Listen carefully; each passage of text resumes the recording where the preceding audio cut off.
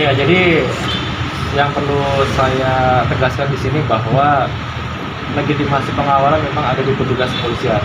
Ya, kalau kita bicara dengan undang-undang, sesuai dengan Undang-Undang Nomor 2 Tahun 2002, salah satu tugas pokok Polri di pasal 14 menyebutkan tentang Turjawali, pengaturan penjagaan, pengawalan dan patroli. Kemudian adapun kendaraan atau orang yang berhak dikawal itu juga sudah ditegaskan di pasal 134 di Undang-Undang Nomor 22 Tahun 2009 tentang lalu lintas dan angkutan jalan, bahwa ada beberapa kendaraan, ada 6 yang tercantum. Itu adalah antara lain seperti pemadam kebakaran, ya, kemudian ambulans sama angkut orang sakit, iring-iringan jenazah, kemudian ada kendaraan yang akan menolong korban laka, kemudian ada kendaraan pejabat pimpinan lembaga negara, kepala negara, tamu negara asing. Nah, yang terakhir itu ada konvoy atau kendaraan tertentu yang menurut pertimbangan petugas dapat dilakukan pengawalan. Nah, pertimbangan inilah yang kita bilang adalah diskresi kepolisian. Sesuai dengan pasal 18 di Undang-Undang Nomor 2 Tahun 2002, polisi memiliki kewenangan diskresi. Jadi intinya semua masyarakat itu berhak mendapatkan fasilitas pengawalan. Tapi apakah pengawalan itu kita fasilitas atau tidak, itu tentunya ada screening ya. Jadi screening kepentingannya sejauh apa? Karena pada saat seorang dikawal, artinya dia diberikan hak utama jalan. Sedangkan di jalan ini sendiri kan banyak nih. Ada kendaraan-kendaraan lain yang itu menggunakan jalan. Nah, pada saat orang itu diberikan fasilitas hak utama jalan, kepentingannya sejauh apa, urgensi sejauh apa, nah, itulah tentunya polisi tidak serta-merta akan memberikan izin atau mengeluarkan surat perintah. Tentunya harus melalui suatu mekanisme mereka mengajukan. Jadi sebetulnya ya tadi, mungkin kalau sekarang ini dengan situasi pandemi, dengan polisi mengawal kendaraan-kendaraan mewah, akhirnya menjadi suatu polemik oleh masyarakat, ya kan? Karena pada saat pengawalannya sudah benar, izinnya sudah dikeluarkan, tapi pada saat dikawal ternyata masyarakat yang dikawal ini malah berlebihan.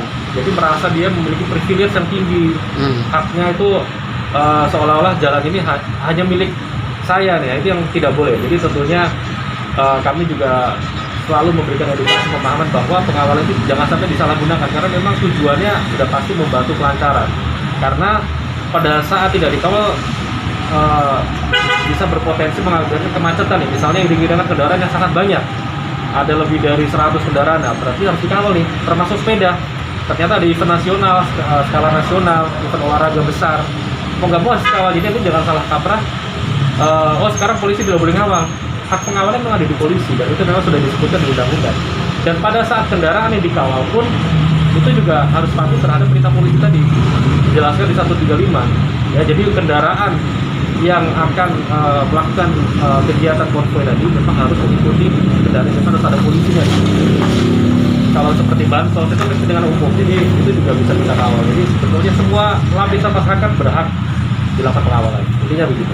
Nah, kalau dari mekanisme pengawalan konvoy sendiri itu seperti apa nih Pak? Soalnya kan banyak yang belum tahu nih konvoy-konvoy yang harus dipentingkan itu. Ya, jadi gini, konvoy bisa mengajukan nih, Pak, saya ingin dikawal, berikan surat kepada polisi.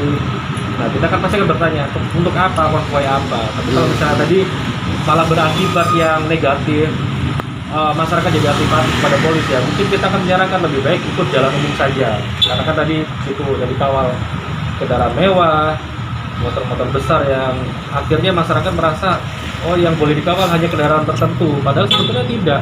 Intinya semua bisa dikawal, tapi tadi screening tadi yang akhirnya membuat suatu kebijakan apakah kita memberikan pengawalan tidak. Sama seperti misalnya ada event ini semua boleh mengadakan event, tapi kan pada saat mengajukan surat izin keramaian kepada polisi, tentunya juga pasti akan dipertimbangkan sejauh mana efeknya, dampaknya, ada ininya. Karena kan di sisi lain payung hukum besarnya ini polisi tetap harus mengamankan harkaptipmas.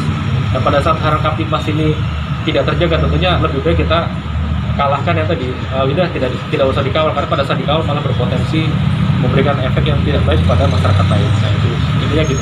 Nah, untuk pertimbangan masyarakat nih Pak, warga yang mungkin yang belum paham ya kan atas tugas pengawalan tersebut di lapangan itu. Kalau dari pasal 104-nya kan tindakan di jalan juga polisi harus melerai kemacetan atau gimana gitu Pak ya. Masih itu ada pelanggaran tersendiri nggak bagi masyarakat yang akan menghalang-halangi konvoy tersebut gitu? Iya.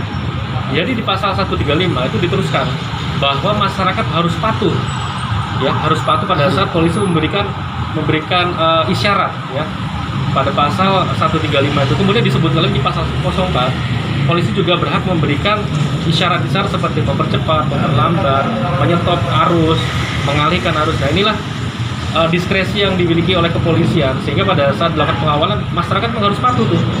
Karena pada saat dikawal, intinya yang dikawal ini memiliki hak utama menggunakan jalan. Artinya masyarakat yang memang pada saat itu tidak sedang dalam kondisi yang urgensi tinggi itu harus memberikan ruang jalan kepada polisi sebagai bentuk prioritas, karena memang sudah diatur di undang-undang dan itu hukumnya wajib dan harus dipatuhi.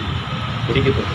Nah kalau fatalnya masyarakat yang tidak tetap dalam artian tetap merasa punya hak juga, itu ya kan tetap menghalang-halangi, itu tindakannya gimana Pak? Tindakannya tentunya ada sanksi, ya, ada sanksi menghalang-halangi petugas, ya sudah diatur ada di pasal 282, 283 itu intinya tidak boleh dihalang-halangi pada saat petugas sedang menjalankan tugasnya. Nah itu adalah pengawalan bagian dari tugas.